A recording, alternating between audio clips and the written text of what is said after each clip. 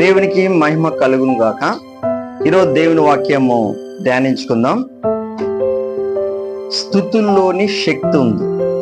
ఎప్పుడైతే మనము దేవుణ్ణి ఆరాధిస్తామో, దేవుణ్ణి ఎప్పుడైతే స్తుతిస్తామో, ఆ స్తుతుల్లోని ఆ శక్తి ఎప్పుడైతే మనం అనుభవిస్తామో, ప్రతి సమస్య కూడా, ప్రతి బాధ కూడా, ఎలాంటి కష్టాలున్నా, ఎన్ని బాధలున్నా, కొన్నంత కష్టాలున్నా, ఎవ్వరికి చెప్పుకోలేని బాధలున్నా, పరిశుద్ధాత్ముడు మనలోని నివాసం చేసినప్పుడు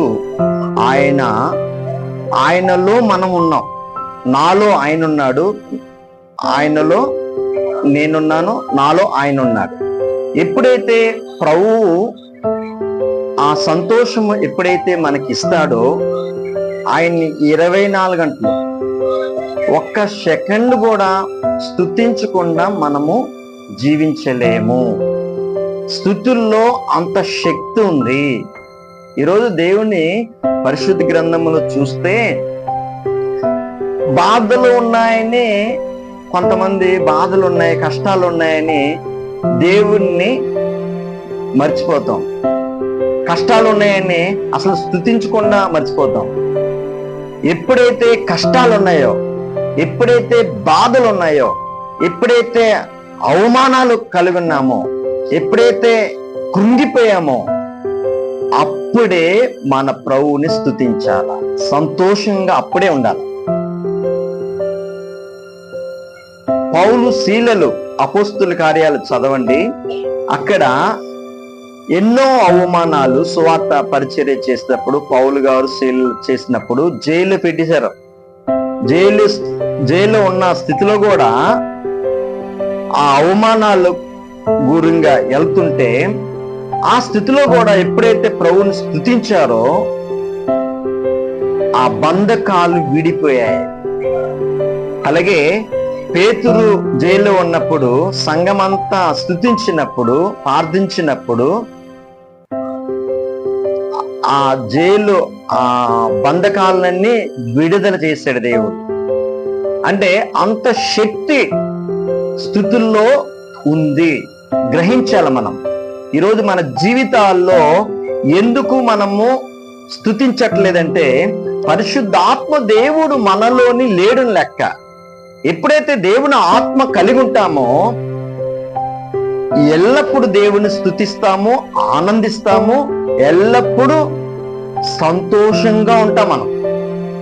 ఈ సంతోషము ఎక్కడి నుంచి రాదు, ఓన్లీ దేవుడి నుంచే వస్తుంది.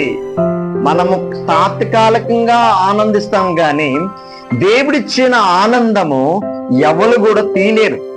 తాత్కాలికంగా ఏంటంటే, టీవీ సీరియల్ చూసినప్పుడు, ఎవరో జోకులు వేసినప్పుడు, చెత్త దోకులు వేసుకున్నప్పుడు అప్పటికే ఆనందం.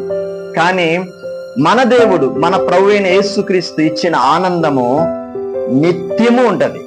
ఈ ఆనందాన్ని ఎప్పుడైతే నువ్వు అనుభవిస్తావో, అప్పుడే నిజంగా నీలోని పరిశుద్ధ ఆత్మ దేవుడు నీలోని నివాసం చేస్తున్నాడని లెక్క.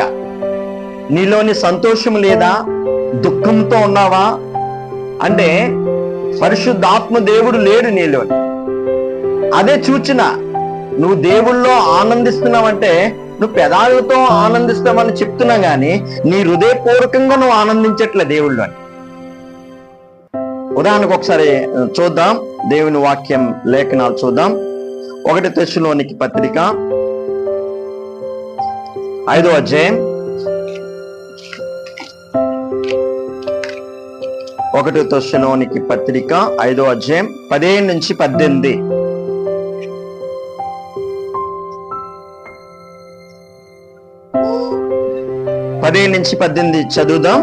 చదువుతాను, మీరు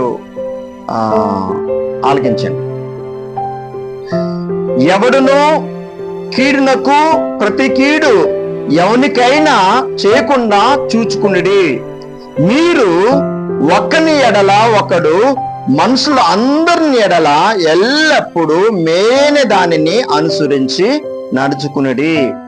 ఎల్లప్పుడూ సంతోషంగా ఉండుడి. ఎడతెగక ప్రార్థన చేయుడి, ప్రతి విషయమునందు కృతజ్ఞతాస్తుతులు చెల్లించుడి. ఇలాగు చేయుట యేసుక్రీస్తు నందు మీ విషయములో దేవుని చిత్తము. ఇలాగు చేయుట అంటే దేవుని చిత్తము మన పట్ల నెరవేరుతుంది. నేను ఒకటి చెప్తున్నా, దేవుని ఉద్దేశం అంతా మన పట్ల నెరవేరాలంటే ఆయనకి సరెండర్ అయిపోవాలి. మన ఇష్టానుసారంగా మన జ్ఞానము, మన తెలివితేటలు, మన మాటలు ఇవన్నీ పనిచేయవు. పరిశుద్ధాత్మ దేవుడు మనలో ఎప్పుడైతే నివాసం చేస్తాడో, ఇదిగో ఈ వాక్యము మళ్ళోసారి నేను చదువుతాను. ఎవడును కీడునకు ప్రతి కీడు ఎవనికైనా చేయకుండా చూచుకునిడి. నీకు ఎవడైనా కీడు చేశాడనుకో, కీడు చేయొద్దు, మేలు చేయమన్నాడు దేవుడు. నీకు ఎవరైనా అపనిందలు వేశారనుకో, మౌనంగా ఉండమన్నాడు దేవుడు. నువ్వు నింద వేయద్దు. ఇక్కడ కీడుకు ప్రతి కీడు చేయొద్దు. మీరు ఒకని ఎడల ఒకడు మనుషుల అందరిని ఎడల ఎల్లప్పుడూ మేలైన దానిని అనుసరించి నడుచుకునుడి, ఎల్లప్పుడూ సంతోషంగా ఉండుడి, ఎడతెగక ప్రార్థన చేయడి, ప్రతి విషయమునందు కృతజ్ఞతాస్తుతులు చెల్లించుడి. ఇలాగు చేయుట యేసుక్రీస్తు నందు మీ విషయములో దేవుని చిత్తము. ఈరోజు మన జీవితాల్లో దేవుని చిత్తము మన పట్ల జరగాలంటే ఇవి చెయ్యాల. పరిశుద్ధాత్ముడు మనలో ఉన్నాడనుకో, ఎప్పుడు కూడా మేలు కోసమే చేస్తాం గాని కీడు అనే తలంపు నీలోకి రాదు. కీడు అనే తలంపు, ఒకడు చెడిపోవాలా అనే నీ ఆలోచన ఉందనుకో, నువ్వు చెడిపోతావు. ఎవడు తీసుకున్న గొయ్య ఆడే పడతాడు. దుష్టులు, దేవుని వాక్యం సెలవిస్తుంది, దుష్టులు ఎవరు తరమకుండానే ఆడే పారిపోతాడంట. ఎవరు తరమక్కలే దుష్టుల్ని. ఈరోజు మన జీవితాల్లో పరిశుద్ధాత్ముడు మనలోని నివాసం చేస్తున్నాడంటే ఆయన చిత్తాన్ని మన పట్ల నెరవేరుస్తాడు. ఎప్పుడు నీ ఆలోచనల విధానం మారుతుంది, నీ క్రియలు మారుతాయి, నీ ప్రవర్తన మారుతుంది, నీ చూపు మారుతుంది. ప్రతి ఒక్కటి కూడా దేవుడు నిన్ను రూపాంతరంగా మార్చగల సర్వశక్తి గల దేవుడు పరిశుద్ధాత్మ దేవుడు. కానీ ఒకసారి చూద్దాం, నీ కిందకు వస్తున్నాను. స్తోత్రం, దేవునికి మహిమ కలుగును గాక. ఒకసారి 47వ కీర్తన చూద్దాం. ఒకసారి 7వ కీర్తన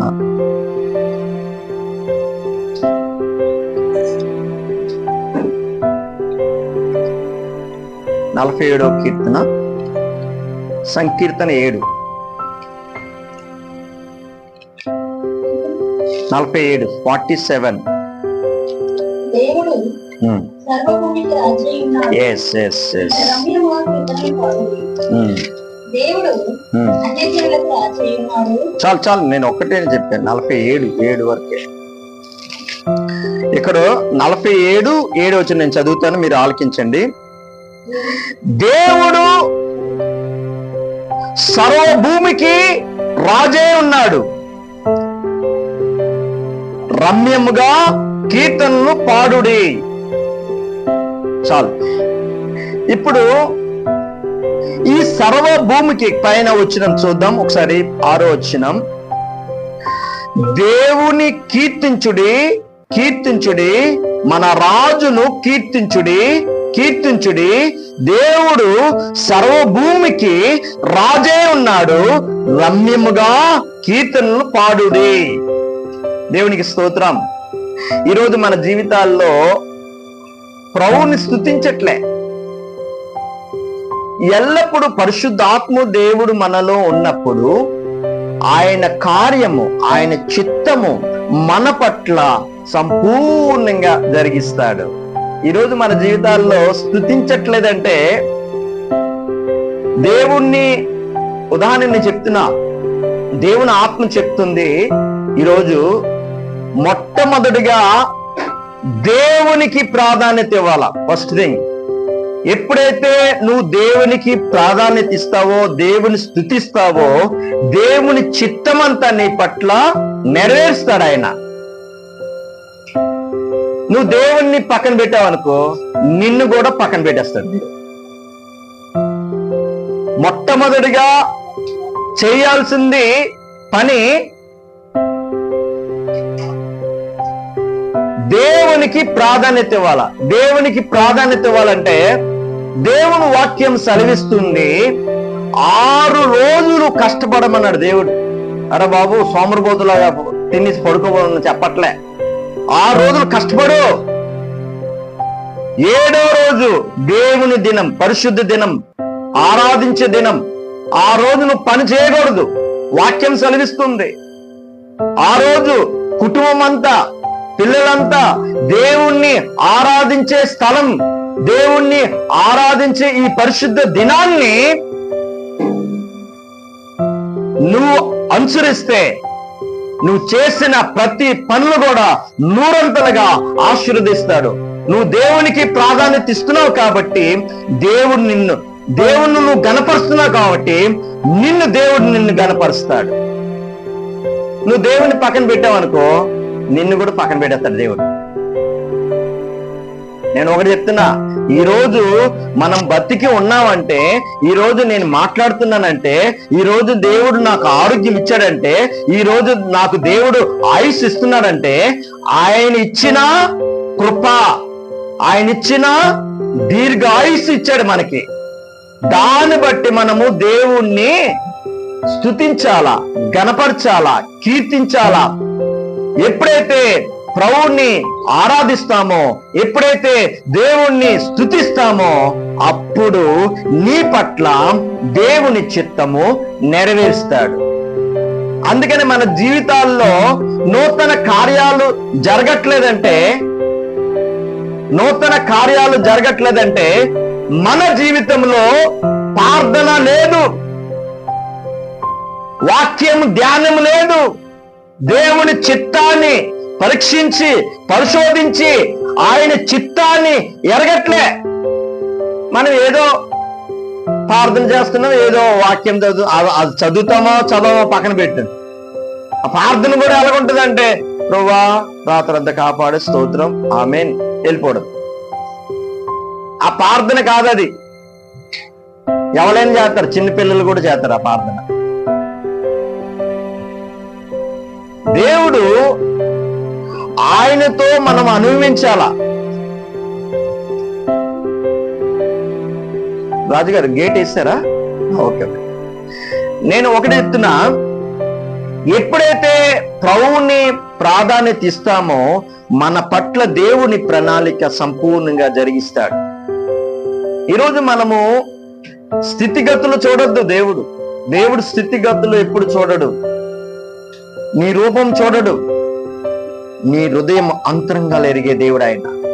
నీ హృదయంలో ఏదుందో, నువ్వు ఎంత బాధతో వచ్చావో ఇక్కడికి, ఎంత కృంగిపోతున్నావో, ఎవరికి చెప్పుకోలేని సమస్యలతో ఉన్నావేమో, కానీ దేవుడు ఈరోజు వాగ్దానం చేస్తున్నాడు. ఒకసారి చూద్దాం దేవుని వాక్యం.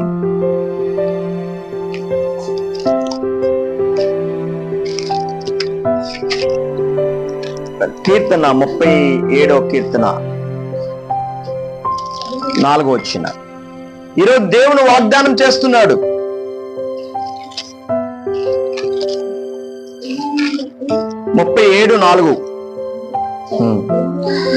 యెహోవాను బట్టి సంతోషించము, ఆయన నీ హృదయ వాంఛను తీర్చెను. ఈరోజు దేవుడు మీతో మాట్లాడుతున్నాడు. నీ మార్గమును యెహోవాకు అప్పగింపము, నీవు ఆయన నమ్ముకునము, ఆయన నీ కార్యమును నెరవేర్చును. హల్లెలూయా. ఈరోజు దేవుడు మీతో మాట్లాడుతున్నాడు. యెహోవాను బట్టి సంతోషించుము, ఆయన నీ హృదయ వాంఛను తీర్చును, నీ మార్గమును యెహోవాకు అప్పగించము, నీవు ఆయన నమ్ముకునము, ఆయన నీ కార్యమును నెరవేర్చును. ఇప్పుడు ఎవరు నమ్ముకున్నావు? సర్వశక్తి గల దేవుడు, సర్వోన్నతుడైన దేవుడు, నజరేయుడైన యేసు క్రీస్తుని మనం నమ్ముకున్నాం. దేవుడు నిన్ను విడిచిపెడతాడా? ఇక్కడ వాగ్దానం చేస్తున్నాడు దేవుడు. వాగ్దానం చేసే దేవుడు, నమ్మదగిన దేవుడు ఆయన. నీ హృదయమును ఏది అనుకుంటున్నావో, నువ్వు ఇది చేయాలనుకుంటున్నావు, అది దేవుని చిత్తమే కాదో పరీక్షించి పరిశోధించి ఆయన సన్నిధానములో ప్రార్థన చేయి. దేవుడు నిశ్చయంగా నీ హృదయ వాంఛ తీరుస్తాడు ఆయన. ఈరోజు మన జీవితాల్లో దేవుని మీద ఆధారపడట్లే, మనుషుల మీద ఆధారపడుతున్నావు. మనుషులు మోసం చేస్తారు. రాజులు నమ్ముకుంటే మోసపోతావు, అధికారులు నమ్ముకుంటే మోసపోతావు. ఈ లోకములో ప్రతి బిడ్డ ఎవరిని నువ్వు నమ్ముకుంటావో వాళ్ళందరినీ నిన్ను మోసం చేస్తారు. కానీ మన దేవుణ్ణి నమ్ముకున్నా ఎప్పుడు కూడా మోసపోలేదు, మోసపోరు కూడా. ఎందుకంటే మన దేవుడు నమ్మదగిన దేవుడు, సర్వశక్తి గల దేవుడు. నీ కోసము ఆ కలువరిలో నీ కోసము రక్తాన్ని కార్చి నీ కోసము ప్రాణమే పెట్టాడు. నీ కోసము నీ పాపము, నీ శాపము, నీ దరిద్రత ఆ సిలువలో మోసి నీ పాపమంతా తొలగించాలని ఆ పరిశుద్ధమైన రక్తంతో ఆ కలువరిలో నీ కోసం మరణించి తిరిగి సజీవుడిగా 3వ దినాన తిరిగి లేచాడు ఆయన. ఆయన యందు ఎవరైతే విశ్వాసం ఉంచుతారో వాళ్ళందరూ కూడా రక్షింపబడతారని వాక్యం సెలవిస్తుంది. ఈరోజు మన జీవితాల్లో స్తుతి లేదు, ఆరాధన లేదు. ప్రభా నేను ఎంత ఒక యజ్ఞం చెప్తున్నా, మీరు ఎప్పుడైనా గమనించండి. కష్టాలున్నా, బాధలున్నా, అవమానాలున్నా, కృంగిపోయిన స్థితిలో ఉన్నా, పరిశుద్ధాత్ముడు మనలో ఉన్నప్పుడు ఎప్పుడు కూడా కృంగిపోయాం. నేను ఉన్నాను, పర్వతాలు తొలగిపోయినను నా కృప నిన్ను విడిచిపోదని వాగ్దానం చేశాడు దేవుడు. నా కృప నీకు చాలు అని వాగ్దానం చేశాడు దేవుడు. రోమాపత్రిక 8వ అధ్యాయం 28వ వచనంలోని దేవుడు ఆయన ప్రేమించే బిడ్డలకి, ఒకసారి చూద్దాం.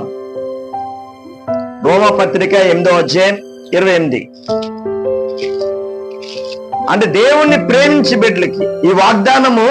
దేవుణ్ణి ప్రేమించే బిడ్డలకి ఆయన యందు ఎవరైతే విశ్వాసం ఉంచుతారో, యేసు యందు ఎవరైతే విశ్వాసం ఉంచుతారో, ఎవరైతే రక్షణ పొంది బాప్తీసం తీసుకుని ఈ వాగ్దానం దేవుడు చెప్తున్నాడు. చూద్దాం.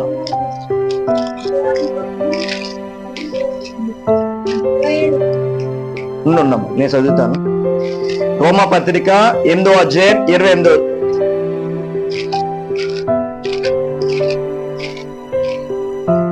హల్లెలూయా, దేవునికి మహిమ కలుగును గాక. 8వ అధ్యాయం 28. దేవుణ్ణి ప్రేమించే వారికి అనగా ఆయన సంకల్పం చెప్పున పిలువబడిన వారికి మేలు కలుగుటకై సమస్తమును సమకూడి జరుగుచున్నవి ఎరుగుదము. ఈ రోజు నేను చెప్తున్నా, ఎవరికి ఇది ఈ వాగ్దానం? ఎవరికి? యేసు యందు ఎవరైతే విశ్వాసం ఉంచుతారో, ఎవరైతే యేసు యందు రక్షింపబడి ఆయన యందు నమ్మకం ఉంచుతారో, యేసుని ఎవరైతే ప్రేమిస్తారో వాళ్ళకి ఈ వాగ్దానం, ఇది బయట వాళ్ళకి కాదు. వాళ్ళకి ఎవరైతే యేసు యందు విశ్వాసం ఉంచుతారో, యేసుని ప్రేమిస్తారో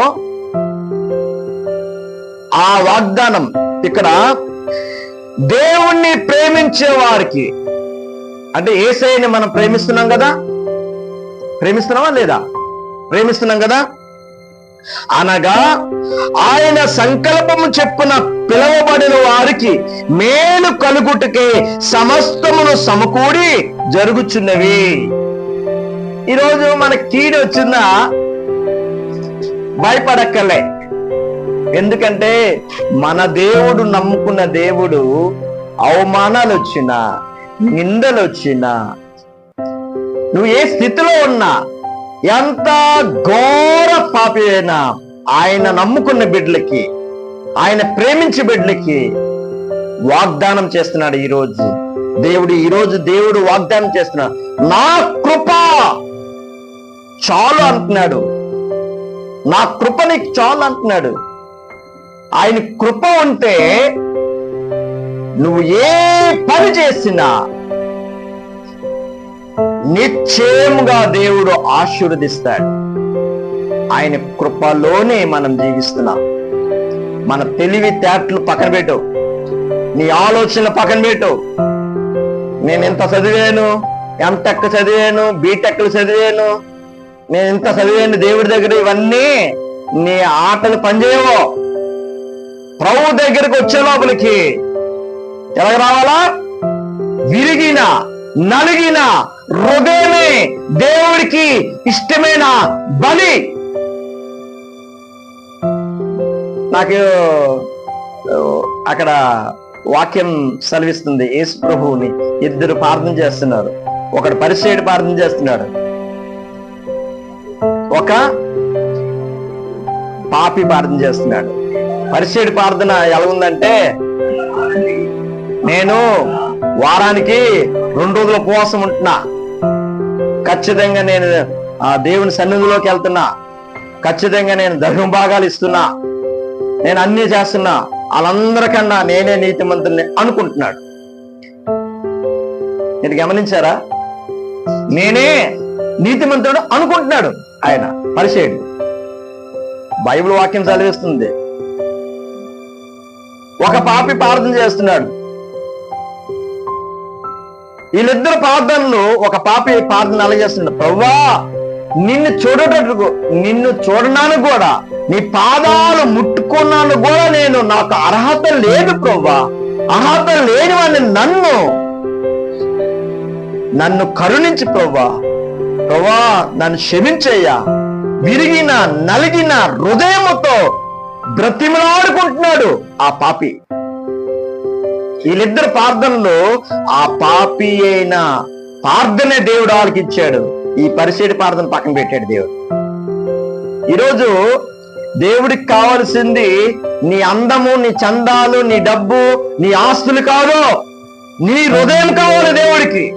ఈ హృదయం నువ్వు దేవుడికి ఇస్తే, దేవుడు అబ్రహాముకి ఇచ్చిన ప్రతి ఆశీర్వాదం, మనము అబ్రహాము కుమారులం కాబట్టి అబ్రహాంకి ఇచ్చిన ఆశీర్వాదాలన్నీ మనము స్వతంత్రించుకుంటాం. హల్లెలూయా. దేవుడు విడిచిపెట్టే దేవుడు కాదు ఆయన. దేవుడు పేదరికంలో ఉంచడు ఆయన. ఈరోజు చిన్న స్థితే దేవుడు అనుగ్రహిస్తే మహా అభివృద్ధి చేస్తాడు దేవుడు. ఈరోజు ఆ చిన్న దాని గురించి వెతుకులాడుతున్నారు. ఒక ఇల్లు ఇచ్చే లోపలికి, ఒక జాబ్ ఇచ్చే లోపలికి, ఒక ఏదో దేవుడు కృప చూపించి ఏదో కొద్దిగా ఐశ్వర్యం ఇచ్చే లోపలికి నా అంత గొప్పవాడు ఎవడు లేడని ఒక గర్వం, నా అంత ఎవడు లేడని ఒక గర్వం ఏర్పడింది. మీరు గమనించాలి, దేవుని వాక్యం సెలవిస్తుంది, నాశనానికి ముందు ఏది పరిగెడుతుంది? నాశనం పరిగెడుతుంటే ఏది పరిగెడుతుంది? గర్వం పరిగెడుతుంది. వాక్యం సెలవిస్తుంది, నేను కాదు. ఈ గర్వము ఉన్న పతనానికే దేవుడు తీసి పక్కన పెడతాడు. దేవుడు ఆయన దృష్టిలో మనమందరము సమానమే. ఆయన దృష్టిలో అందరితోనే సమాధాన పడమన్నాడు దేవుడు. నువ్వు గొప్పవాడా పేదవాడా దేవుడు అవన్నీ చూడట్లే. దేవుడు అనుగ్రహిస్తే దేవుడు నిన్ను ఒక ఉన్నతమైన స్థానంలో దేవుడు కలుగు చేస్తాడు. ఆయన స్తుతించినప్పుడు ఆ శక్తి, ఆ పవర్, దేవుని కృప నీ మీద విస్తరించునుగాక. ఆయన కృప ఉందనుకో, ప్రతి పన్ను కూడా నీకు నువ్వు ఏది పట్టుకున్నా, మట్టి పట్టుకుంటే ఆ మట్టి నిన్ను బంగారం చేస్తాడు దేవుడు. మట్టి పట్టుకున్నా ఆ మట్టిని నువ్వు పట్టుకున్నావా, ఆ మట్టిని కూడా బంగారం చేయగల సర్వశక్తి గల దేవుడు ఆయన. అనేకులకి ఆశీర్వాదకరంగా నిన్ను నిలబెట్టాడు దేవుడు. నువ్వు పలికితే అది జరుగుతుంది అంతే. ఆయన నమ్ముకున్న బిడ్డలకి ఎప్పుడు కూడా ఆకలి దప్పులుగా ఎప్పుడు ఉంచడు. సమృద్ధిలోకి నడిపిస్తాడు ఆయన. ఇక్కడ ఈ భూలోకములో పేదరికంలో ఉంచాడు ఆయన. ఈ భూలోకములో దేవుడు ఆశీర్వదిస్తాడు, ఆ పరలోక రాజ్యం కూడా మనకి అనుగ్రహిస్తాడు. యేసయ్య నమ్ముకున్న బిడ్డలకి ఇది. బయట వాళ్ళకి డబ్బులున్నాయి, ఐశ్వర్యం ఉంది, అన్నీ ఉన్నాయి, నెమ్మది లేదు, శాంతి సమాధానం లేదు. ఎవరొచ్చి చంపేస్తాడు, ఎవరొచ్చి దొంగతనం చేస్తాడు, ఎవరొచ్చి నన్ను చంపేస్తాడు, భయం భయం భయం భయం. డబ్బులున్నాయి, భయమే. సమాధానం లేదు, సంతోషం లేదు, నెమ్మది లేదు. ఏది ఉన్నా లేకపోయినా, ఆస్తి ఉన్నా లేకపోయినా, ఐశ్వర్యం ఉన్నా లేకపోయినా, నా ప్రభు యందు నమ్మిక ఉంచి ఉన్నాను కాబట్టి నేను ఎల్లప్పుడూ సంతోషంగా ఉంటాను. ఆయన్ని ఎల్లప్పుడూ కీర్తిస్తూనే ఉంటాను. ఆయన ఎల్లప్పుడూ స్తుతులకి పాత్రుడు. ఆయన ఎల్లప్పుడూ ఆయన స్తుతిస్తూనే ఉంటాను. పరిశుద్ధాత్మ దేవుడు మనలోకి వచ్చినప్పుడు ఈ కార్యము, దేవుని చిత్తము మన పట్ల జరిగిస్తాడు ఆయన. ఈరోజు మన జీవితాల్లో నూతన కార్యాలు మన పట్ల జరగట్లేదంటే ఆయన చిత్తము మన పట్ల నువ్వు అవకాశం ఇవ్వట్లే. ఆయన చిత్తాన్ని నెరవేర్చాలని ఎన్నో నీ పట్ల ప్రణాళికతో ఉన్నాడు, కానీ నువ్వు అవకాశం ఇవ్వట్లే. దేవుడు ప్రతి బిడ్డకి, నాకు ఒక్కడికే కాదు, మీరు ఒక ఎగ్జాంపుల్ చెప్తాను మీకు. ఈ ప్రపంచంలో ఎంతమంది ఉన్నారు? ఎన్ని కోట్ల మంది ఉన్నారు ప్రజలు? 800 కోట్ల ప్రజల పైన ఉన్నారు. నాకు తెలియదు కానీ ఈ ప్రపంచం అంతా చూసుకుంటే 800 కోట్ల ప్రజలు పైన ఉన్నారు. కానీ ఒక ఎగ్జాంపుల్ చెప్తా. నాలాంటి పేస్ కలిగి ఉన్నవారు ఒక 7 ఉండొచ్చు, 8 మంది ఉండొచ్చు. నాలాగే సేమ్ పేస్ కలిగి ఉన్నారు. మీరు గమనించి ఈ ప్రపంచంలో ఉండొచ్చు. కానీ మీరు ఎప్పుడైనా 7 ముద్రలు చూసారా? 7 ముద్రలు. ఒక మనిషికి ఉండే 7 ముద్ర వేరే మనిషికి ఉండదు. మీరు ఆధార్ కార్డుకి తీసుకుని వెళ్ళి 7 ముద్ర పెడితే గాని ఓపెన్ అవ్వదు. మీరు గమనించారు కదా, ఆధార్ కార్డుకి వెళ్తే 7 ముద్ర పెట్టాలా. రేషన్ డిపోకి వెళ్ళినా, మీరు ఎక్కడికి వెళ్ళినా 7 ముద్ర పెడితే అది ఓపెన్ అవుతుంది సైట్. ఈ రోజు ప్రతి మనిషికి కూడా ఒక ప్రత్యక్షత ఇచ్చాడు దేవుడు. ఒక్కొక్కరికి ఒక్కొక్క దేవుడు, ఒక్కొక్క మనిషికి ఒక్కొక్క ఆయన సంకల్పం. ప్రతి మనిషికి ఒక ప్రత్యక్షత దేవుడు అనుగ్రహించాడు. నీకిచ్చింది నాకెవరు? 7 ముద్రలు చూసుకుంటే ఈ 800 కోట్ల పైన ప్రజలు ఉన్నా ఒకరు 7 ముద్ర ఒకరికి అది పనిచేయదు. ఒకరు 7 ముద్రలు ఒకరికి పనిచేస్తుందా? కానీ మనుషులు 7 మంది ఉండొచ్చు, 8 మంది ఉండొచ్చు ఒకే రకంగా, కానీ 7 ముద్రలు ఉండదు.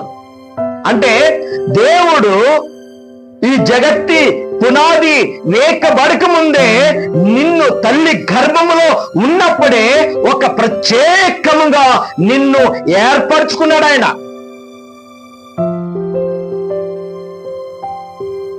ఆయన సంకల్పము దేవుడు నీ పట్ల ఇలాగ జరిగించాలని ఆయన అనుకుంటున్నాడు.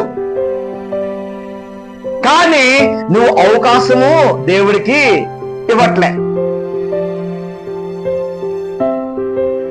ఆయన చిత్తానికి నువ్వు లోబడట్లే. దేవుని స్తుతి లేదు, ఆరాధన లేదు, కీర్తన పాడడం లేదు, వాక్య ధ్యానం లేదు, ప్రార్థన లేదు, స్తుతి లేదు. దేవుడు నీ పట్ల ఎలాగా ప్రణాళిక చేస్తాడు? ఒక ఎగ్జాంపుల్ ఇస్తాను మీకు. ఒక తండ్రికి 2 కుమారులు ఉన్నారు. 2 కుమారులు ఉన్నారు. ఒక కొడుకేమో, చిన్న కొడుకేమో తండ్రి మాట ఆలకించట్లే, పెద్ద కొడుకేమో తండ్రి మాట విధేయతిస్తున్నాడు. తండ్రి ఎవరి పట్ల ప్రణాళిక చేస్తాడు? 2 కూడా కొడుకులే, 2 కూడా. తండ్రికి 2 కుమారులు ఉన్నాడు. చెడ్డోడు మంచోడు. చెడ్డోడైనా ఆయన కుమారుడే, మంచోడైనా ఆయన కుమారుడే. ఈరోజు దేవుడు ఎవరైతే విధేయత ఇస్తారో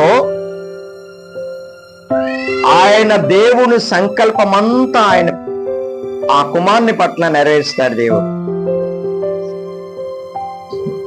నేను చెప్తున్నా, మన ప్రభువు నమ్మదగిన దేవుడు.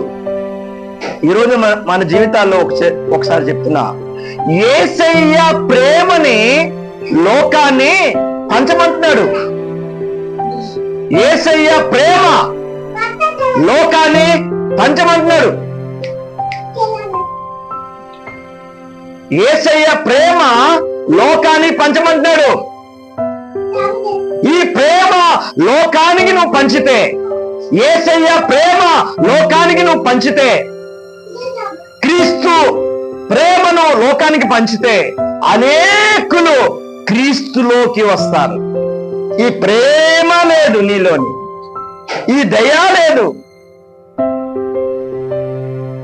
పరిశుద్ధాత్ముడు మనలోకి వచ్చినప్పుడు నీలోని దేవుని ప్రేమ పుట్టిస్తాడు, నీలోని విశ్వాసం పుట్టిస్తాడు, నీలోని ఆ శక్తిని, దేవుని స్తుతించే శక్తి మనలోకి ఆయన అనుగ్రహిస్తాడు.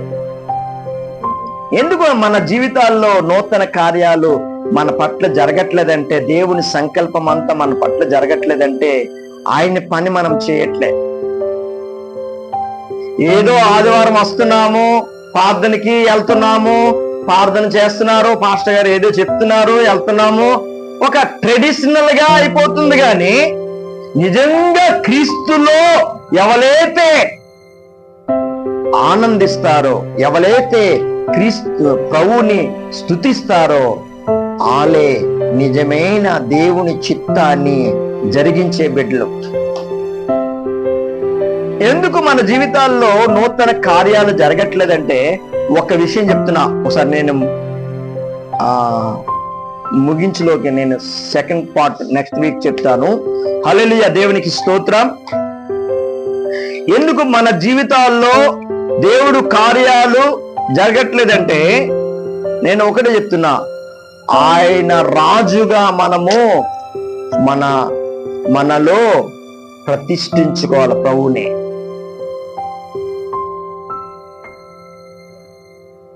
మన హృదయంలో మన ప్రభువు రాజులకి రాజు, ప్రభువులకి ప్రభువు. ఆయన ఎప్పుడైతే నువ్వు దేవునికి ప్రాధాన్యత ఇస్తావో, దేవునికి ఎప్పుడైతే నువ్వు స్తుతిస్తావో, ఆయన చిత్తమంతా మన పట్ల సంపూర్ణంగా జరిగిస్తాడు. నేను ఒకటి చెప్తున్నా, ప్రభువా ఇంతవరకు నా సేవ అనుభవంలోని నేను చెప్తున్నా, ఎన్నో నిందలు, అవమానాలు, ఎన్నో అన్నిట్లో నుంచి దేవుడు, పరిశుద్ధాత్మ దేవుడు నన్ను ఆదరించి బలపరిచి నడిపిస్తూనే ఉన్నాడు. ఎంతవరకు నడిపిస్తాడు? ఎంతవరకు నడిపిస్తాడు దేవుడు? ఆయన రాజ్యములో అడుగు పెట్టే వరకు మనల్ని విడిచిపెట్టడు.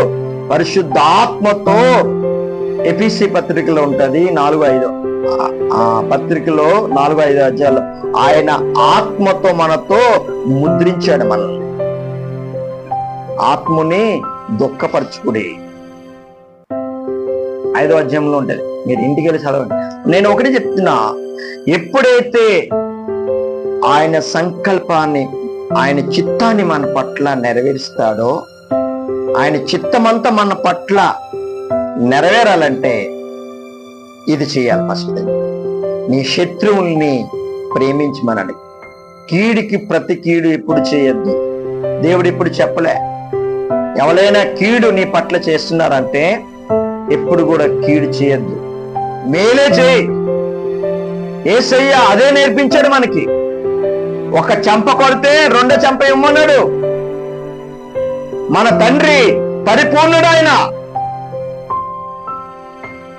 మన పరలోకం తండ్రి పరిపూర్ణుడు. మనం కూడా పరిపూర్ణంగా ఉన్నామని ప్రభు చెప్తున్నాడు. శత్రువుల్నే నువ్వు ప్రేమించట్లే, నువ్వు ఎలాగా దేవుని స్తుతిస్తావు? క్షమాపణ గుణము లేదు. పరిశుద్ధాత్ముడు నీలోకి వచ్చినప్పుడు, నీలోని ఉన్నప్పుడు ఆయన నీ పాపాలన్నీ ఒప్పించేసి నీ శత్రువును కూడా క్షమించే గుణము పరిశుద్ధాత్మ దేవునికి ఉంది.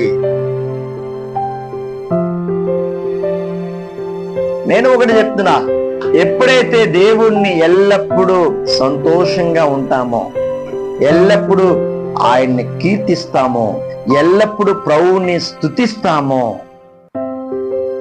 మీరు ఎవరైనా గమనించండి, వాళ్ళు డబ్బులున్నా ఒకేలాగా ఉంటారు, డబ్బు లేకపోయినా ఒకేలాగా ఉంటారు. ఏ స్థితిలో ఉన్నా పొగిడినా ఒకేలాగుంటారు. పొగిడితే పొంగిపోరు, తిడితే కృంగిపోరు. పరిశుద్ధాత్మ దేవుడు అన్ని కంట్రోల్ చేస్తాడు మన పక్షంగా. ఆయన మనలోకి రావాలైనా, యేసయ్య మన జీవితంలోకి వస్తే అప్పుడు నిన్ను రూపాంతరంగా తయారు చేస్తాడు. స్తుతించకుండా ఒక్క సెకండ్ కూడా ఉండలేం. పరిశుద్ధాత్ముడు మనలోకి వచ్చినప్పుడు ఆయన స్తుతించకుండా, ప్రభువా నాకు ఆరోగ్యం ఇచ్చినందుకు స్తోత్రాలయ్యా, ప్రభువా ఈ చిన్న ఇల్లు ఇచ్చినందుకు స్తోత్రాలు తండ్రి అంటే ఉన్న దాంట్లో తృప్తి కలిగి ఉంటాం మనం. ప్రభువా ఇది కావాలి, అన్ని ఇస్తాడు దేవుడు. అన్ని అబ్రహాంకి ఇచ్చిన ప్రతి ఆశీర్వాదం కూడా మన పట్ల దేవుడు అనుగ్రహిస్తాడు. ఈ భూలోకములో ఈ ఎంత అబ్రహాముని ఎలాగా ఈ భూలోకమును ఆశీర్వదించాడో ఆ వాగ్దానాలన్నీ మన పట్ల నెరవేరుస్తాడు. ఇక్కడ ఇచ్చిందే కాక ఆ పరలోక రాజ్యం కూడా మనకి అనుగ్రహిస్తాడు. కళ్ళు మూసుకొని ప్రార్థన చేసుకుందాం. ప్రభువా యేసయ్యా నీకే స్తోత్రాలు తండ్రి, నీకే స్తోత్రాలు తండ్రి, నీకే స్తోత్రాలయ్యా. ప్రభువా నువ్వు చేసిన మేలన్నిటికీ కృతజ్ఞతాస్తుతులు చెల్లిస్తున్నానయ్యా. కళ్ళు మూసుకొని అటు ఇటు చూడదు యేసయ్యా. ప్రభువా స్తుతుల్లో అంత శక్తి ఉంది ప్రభువా. తండ్రి నీ ఆత్మతో నన్ను నింపుతండి ప్రభువా. నీ దృష్టికి 91వ కీర్తన ఇంటికి వెళ్ళి చదవండి. నన్ను పరిశీలించయ్యా. 139వ కీర్తన ఇంటికి వెళ్ళి చదవండి. నన్ను పరిశోధించయ్యా, తండ్రి ప్రభువా యేసయ్య నీ స్థితిగతులు ఒకసారి దేవుని సన్నిధిలో ఒప్పుకో. నువ్వు ఏ స్థితిలో ఉన్నా దేవుడు ప్రేమిస్తున్నాడు. ఎంత ఘోర పాపమైన దేవుడు ప్రేమిస్తున్నాడు. ఆయన ఈరోజు నీ హృదయం అడుగుతున్నాడు దేవుడు. నీ ఆస్తి అడగట్లే, డబ్బులు అడగట్లే, నీ హృదయం దేవుడికి కావాలి. యేసయ్యా నన్ను క్షమించయ్యా, నీలోకి రావాలని అనుకుంటున్నాడు. దేవునికి విరోధంగా నువ్వు పాపము చేసేవేమో, ఆయన ఏ స్థితిలో ఉన్న ఒక వ్యభిచారి స్త్రీని యేసయ్య ప్రేమించాడు. ఇక్కడి నుంచి నువ్వు పాపము చెయ్యొద్దని చెప్తున్నాడు. ప్రభా నన్ను క్షమించయ్యా, నా బలహీనతలు నన్ను క్షమించయ్యా. నువ్వు ఏ స్థితిలోనూ నలిగిపోతున్నావు. అడుగు దేవుని సన్నిధానంలో, నీ అమూల్యమైన రక్తంతో కడుగు. యేసయ్యా నీ రక్తంతో నన్ను కడిగేయా, పరిశుద్ధపరచుతండి. నీ ఆత్మతో నన్ను నింపు ప్రభువా, నీ ఆత్మ ద్వారా నన్ను నడిపించు ప్రభువా. స్తోత్రం స్తోత్రం స్తోత్రం స్తోత్రం స్తోత్రం స్తోత్రం స్తోత్రం స్తోత్రం స్తోత్రం తండ్రి. ప్రభా సంఘానికి వచ్చిన తండ్రి ప్రతి బిడ్డను, ప్రతి కుటుంబాన్ని తండ్రి నిశ్చయంగా ఆశీర్వదించయ్యా. ప్రభా ఏ అక్కర్లో వచ్చారో, ఏ బాధతో వచ్చారో తండ్రి ఆ అక్కర్లన్నీ తీర్చి, ఏ రోగంలో వచ్చారో ఆ రోగాలన్నీ ప్రభా, ఆ రోగం నుంచి సంపూర్ణ స్వస్థత దయచే ప్రభా. అతి శక్తి గల నామములో సంపూర్ణ స్వస్థత కలుగును గాక తండ్రి.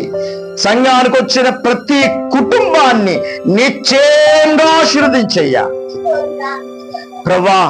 తండ్రి యూట్యూబ్ ఛానల్లో ఎవరైతే చూస్తున్నారో ఈ వాక్యాన్ని, ఎవరైతే ఆలకిస్తున్నారో వాళ్ళందరి కుటుంబంలో నిశ్చయంగా తండ్రి ప్రభువా నీ చిత్తాన్ని నెరవేర్చయ్యా. నిశ్చయంగా నీ కృపతో నింపు తండ్రి, రక్షించి కాపాడు తండ్రి. ప్రభా సంఘంలో ఉన్న ప్రతి బిడ్డను కూడా నీ పరిశుద్ధాత్మ శక్తితో నింపు తండ్రి. యేసయ్యా నిశ్చయంగా తండ్రి సంఘానికి వచ్చిన ప్రతి కుటుంబాన్ని నిశ్చయంగా ఆశీర్వదించయ్యా.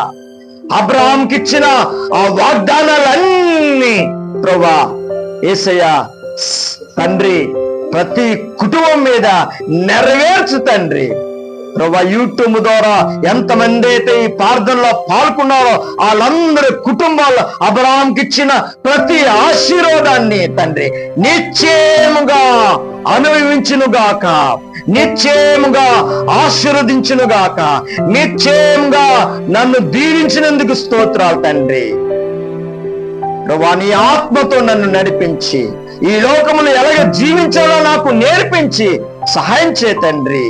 రాలేని బిడ్డలు కూడా జ్ఞాపకం చేసుకో తండ్రి, దీవించి ఆశీర్వదించయ్యా.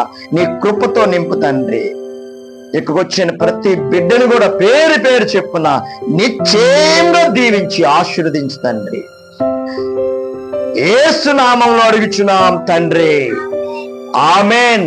మన తండ్రి అయినా దేవుని ప్రేమ, మన ప్రభువైన యేసు క్రీస్తు కృప, పరిశుద్ధాత్మ అన్ని సవాస్యము మనకి సకల పరిశుద్ధులకి, ముఖ్యంగా దేవుని సంఘానికి దేవుని కృప ఎల్లప్పుడూ తోడే ఉండును గాక.